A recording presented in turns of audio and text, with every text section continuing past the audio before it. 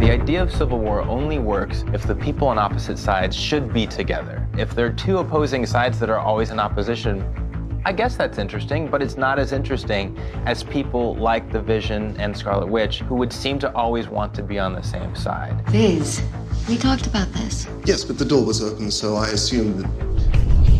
What I love about Vision, he's sort of on his own quest, which is to understand human beings, and he realizes that loyalty has got to come through love, real loyalty. So I think that he's very intrigued by what love is. Friends, I know you believe what you're doing is right, but for the collective good, I cannot allow this to continue.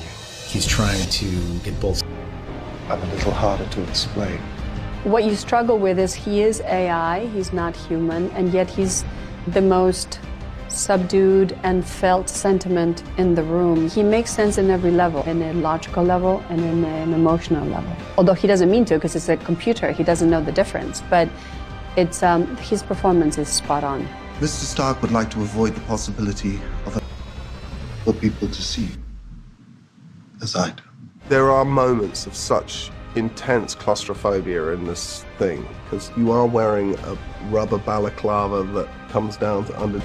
Are you smouldering? I'm smouldering. Yeah. You doing the eye squinty thing? So much of the Civil War story is told from Captain America's point of view. We've brought in Tony Stark to showcase that other side of that argument, and it's really the two of them and the people that team up with them. But at the same time, we thought it would be fun to introduce a third side, to introduce a character that audiences have wanted us to introduce for many, many years, who comes in and is really not agreeing with either side in particular and can represent sort of fresh eyes to see Tony's side of the argument, to see Cap's side of the argument, and frankly, to not necessarily care about either side of those arguments because he has his own agenda, and that's T'Challa, the Black Panther.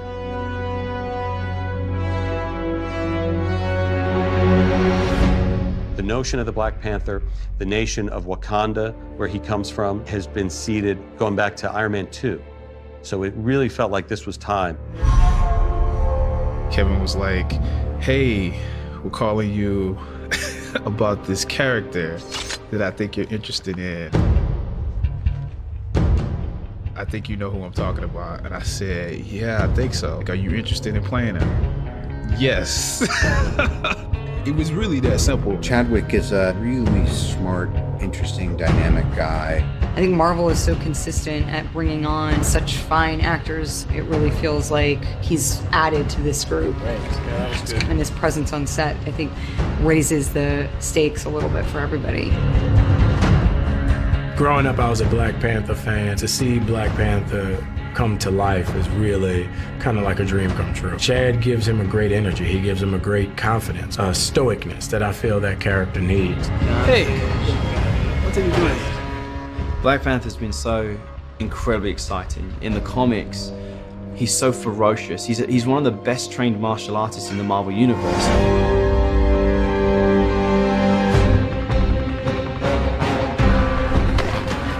Where Cap is based in old school martial arts like judo, karate, taekwondo, aikido, you've got Panther with the more kind of flowing martial arts. Like, we're basing stuff off of capoeira. A lot of his acrobatic movement is capoeira, and a lot of almost Chinese influence with kung fu used with him.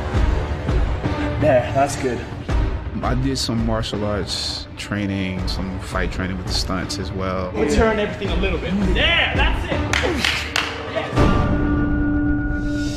Because Black Panther comes from his own culture, we usually try to find the touchstones for each character and what is really going to drive the design language for that character. The Black Panther has been the protector of Wakanda for generations. A mantle passed from warrior to warrior. Because Wakanda has not really been specifically figured out or designed yet, it was a little bit of a challenge because we didn't know how sci-fi or what that language was going to be. So a lot of our early takes were trying to figure out, should the suit feel very sci-fi? Should it be sort of really representative of a technology level that is even more advanced than Iron Man? Or should we really push for sort of really cultural things? Like, you feel that this suit is the pinnacle of that culture as opposed to a technology. What we ended up trying to bring to it was really a sense of that combination of the two. Woven into that construction is also the culture. So there's a lot of sense of etchings and very fine detail that would be from hopefully a cultural roots, but the way it was executed was a way that our technology level wouldn't be able to be accomplished. It's supposed to be a vibranium weave. It's a vibranium weave into it. It's essentially it's armor. First thing I thought is they're gonna be little kids trying to dress up like this. Oh, Halloween. That's literally the first thing I thought was like, oh wow. There's something really exciting about in a Captain America movie who's known for his shield, this vibranium shield, to introduce Black Panther. They're coming from Wakanda where vibranium came from that made his shield and who wears a vibranium suit. So there's a natural symmetry between the two characters in our iconography. It's amazing. Every time you see these suits, it's like, oh, that's another cool character. On the roost!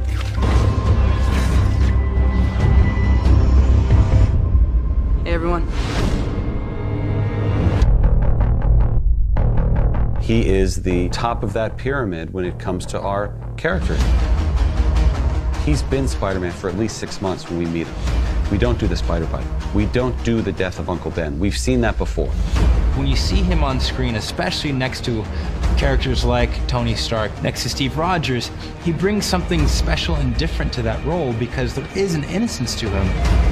We wanted to go back to sort of like a retro look to him, and I think we created that, and yet this is a Tony Stark suit, so it's not just everybody's Spider-Man moment, so this is something that Tony gives him. So it's got some pretty cool moments. While we have all the spectacle of Spider-Man, we also want to focus on the drama and the conflict and the humor of Peter Parker. And that's one of the reasons why Tom Holland, we think, is going to be so incredible and so amazing as Peter Parker. It was more important to find somebody more age appropriate that would convey that energy and that naivete that would come from being that age and having that kind of power. And we also thought it was really interesting to take that naivete and smash it into the cynicism of a Tony Stark. Hey, Mr. Stark, what should I do? What we discussed, keep your distance, web him up. Okay, copy that. Now we're going to see how he differs from the Tony Starks, from the Steve Rogers. And we will meet him for the first time as he gets his first taste of being a part of that world. You got hard, kid. Where you from? Queens. Brooklyn. And action. Hello, Mr. Stark? Should I go get those guys up there? Peter is such a young kid, and he's so, oblivious to kind of what just went on. Tony hasn't told him anything. Tony said that we need to go to Berlin, and you need to just have my back, kind of thing. I can't go to Germany. No, I've got homework. I'm gonna pretend you didn't say that. We're fortunate enough to end up with Tom as Spider-Man, who has a very capable physical background himself, and brings an awesome physicality to the character that is a lot of fun to watch. But please don't be mad at me when you wake up. This is one of the most beloved Marvel characters in the Marvel Universe, and our job is to make him look different, make him look cool, and do something that people haven't seen before, and I think we're doing that. I know we're on different teams and we're fighting and all, but I love it, dude. It's awesome.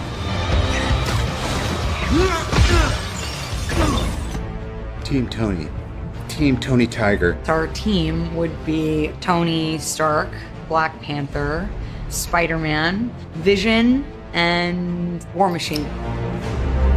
Pick your sides really, really carefully. It's all been leading to this. Sparks are gonna fly. The throwdown. Today we're shooting one of the biggest scenes in the movie. In Civil War, it's one of the biggest scenes, I think, in any Marvel movie ever. Old friends, now forced to fight on the battlefield.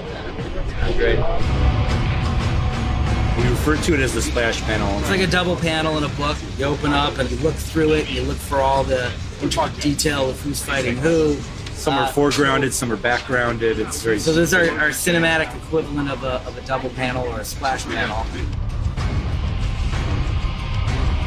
This is like a comic book fan's dream to see that. Oh, we doing that? Yeah. We had other comic book fans out there on the crew who were tearing up, and you know, it's amazing to see how much impact this mythology has on people who grew up with it. Best crew ever. I've had so much fun. You know, there's been a few moments in these films where you kind of look around and, oh, I'm in good company. This is rad. All right, you know, I got my costume on and I'm ready to kick some booty. There was one moment where we had everybody there. It definitely felt like we were shooting something epic. These are the real heroes.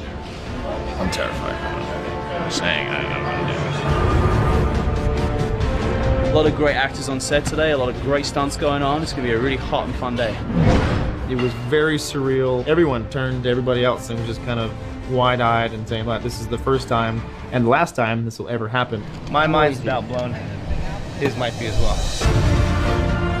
If you're talking about two sides lining up against each other, more powerful characters become key pieces. It's like a chess match. Just kicked War Machine, he lands, he's facing you, and then you come across.